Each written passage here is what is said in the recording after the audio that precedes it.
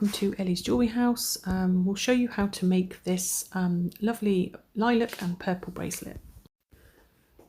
So for this you will need your flush cutters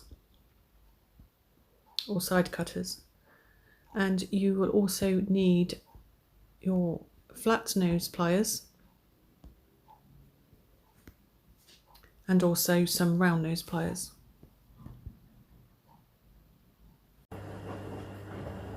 So I have my silver plated eye pins, cream seed beads, and also my lilac and purple glass beads. So I add my seed bead on, and then I will add on my purple or lilac bead. I'm using a 6mm beads, which is easier for these eye pins, because then I don't have to cut off too much of the eye pin. I add another seed bead, and then I use my round nose pliers to then place above the seed bead,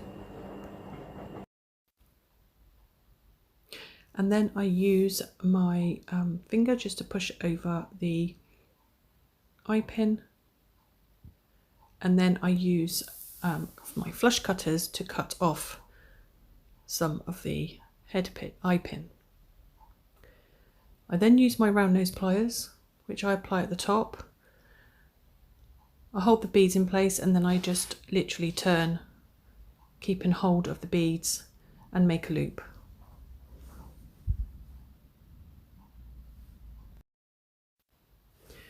I then had to sort of readjust the loop a little bit. Sometimes this happens. And then I add another seed bead to another eye pin, and then I think I'm adding a lilac, which I dropped. So I add another lilac bead and another seed bead, and then I do the process again where I use the round nose above the bead, and then I cut off with the flush cutters or side cutters of the eye pin, and then I use the round nose to make the loop again, making sure that you keep hold of the beads. Sometimes the seed beads fall off, so you have to put them back on. They become quite annoying sometimes. Then you put the round nose pliers onto the end and then make your loop, making sure that there is a gap enough to then add the other bead, the purple one, onto that loop. Sometimes you have to reopen it, sometimes a bit more because it's not open enough, and then you just add that on, and then you close it up using either round nose or flat nose. So you continue to do this, so then you will have the sections of your bracelet.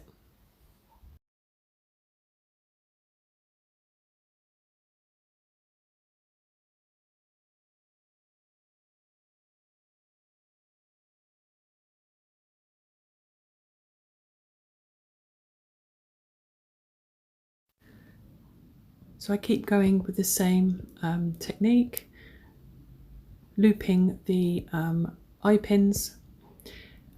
These eye pins are actually 1 inch long.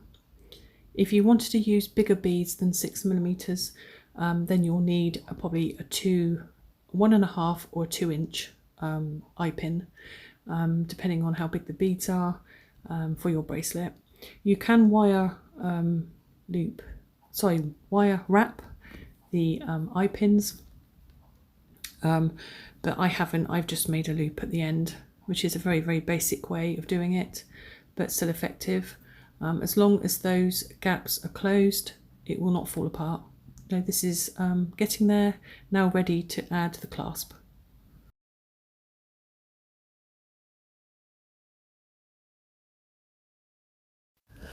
So I'm going to add my jump ring So to open the jump rings, I will need my chain nose and flat nose just to make that gap, and then I'll add on the clasp, which this one is a stainless steel one, and then add my bracelet, the end loop of my bracelet, onto the these jump rings are very difficult. They're quite solid, quite stern, so I had a bit of difficulty to close them back up. I won't be buying these again. It's ridiculous. So that's one side done.